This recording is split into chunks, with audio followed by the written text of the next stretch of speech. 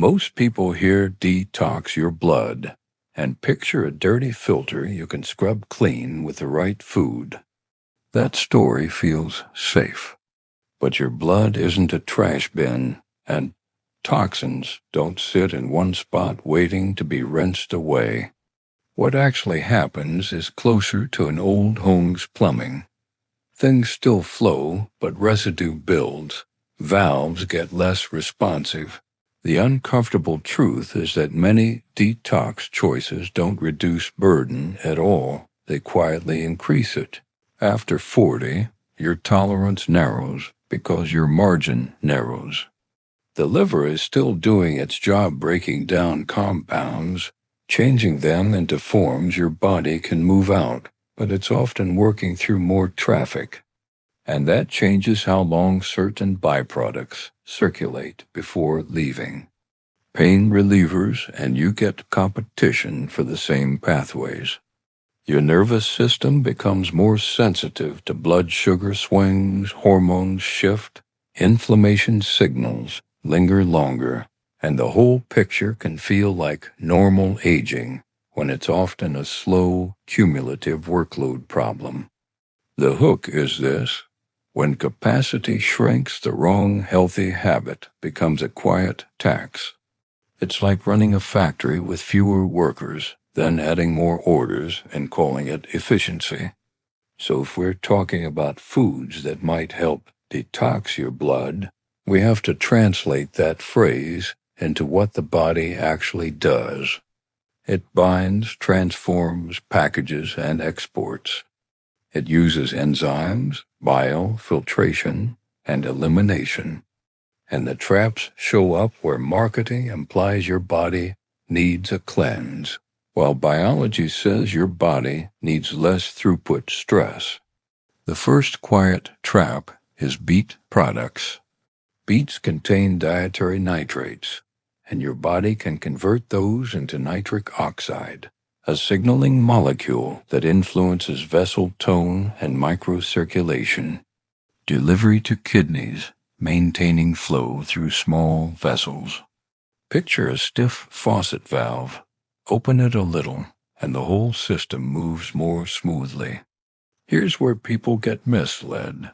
Many beet detox powders are mostly sweetener with a little beet.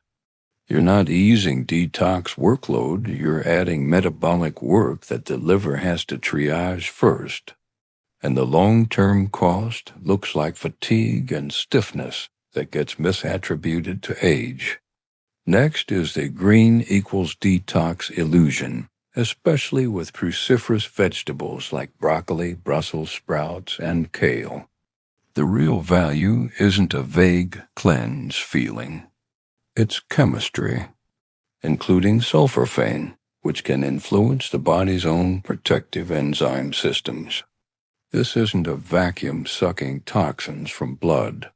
It's more like upgrading the building's fire suppression system so sparks don't become widespread damage.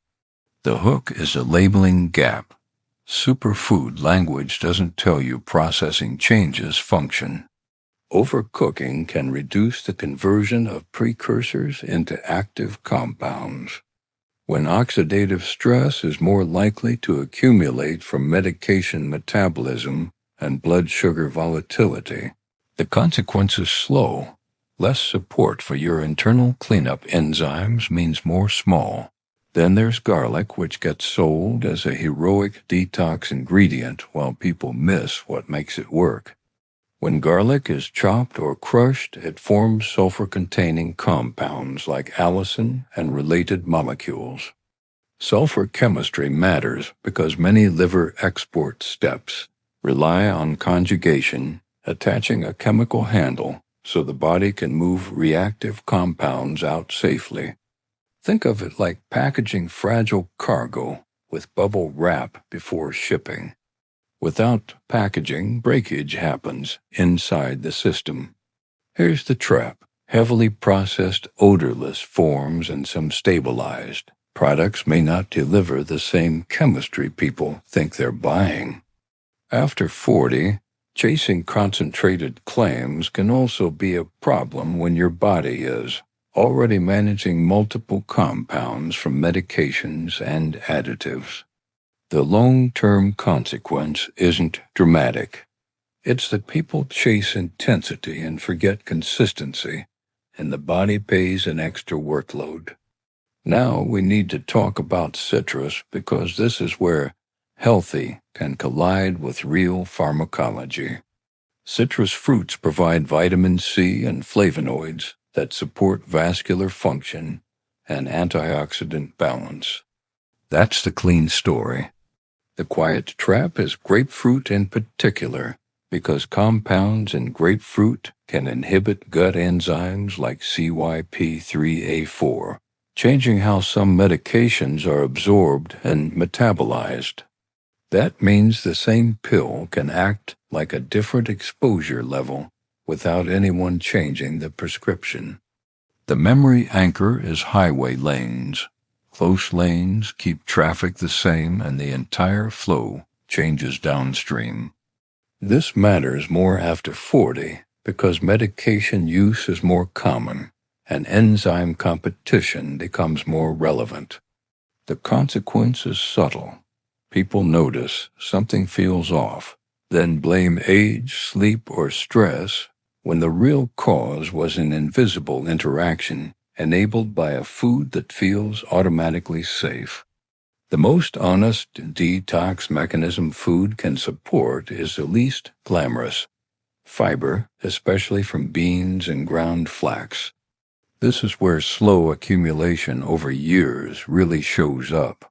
Many compounds leave the body through bile, which is dumped into the digestive tract. If those compounds aren't carried out, some can be reabsorbed through enterohepatic circulation, meaning what you try to export can loop back into the bloodstream. Soluble fiber helps bind bile acids and carry more of that load out. The analogy is simple: taking out the trash but leaving the bag open in the hallway, then dragging half of it back inside tomorrow. Fiber helps seal the bag and move it out. The labeling gap matters here too. Fiber-added, processed foods can use isolated fibers that don't behave like the fiber in whole legumes and seeds. And ingredients like inulin or chicory root fiber can cause gut distress for some people. When digestion is irritated, motility and bile handling can change, and clearance becomes less efficient. After 40, when digestion can be less forgiving and acid-reducing medications are more common, this becomes a quiet, long-game issue. The consequence is cumulative.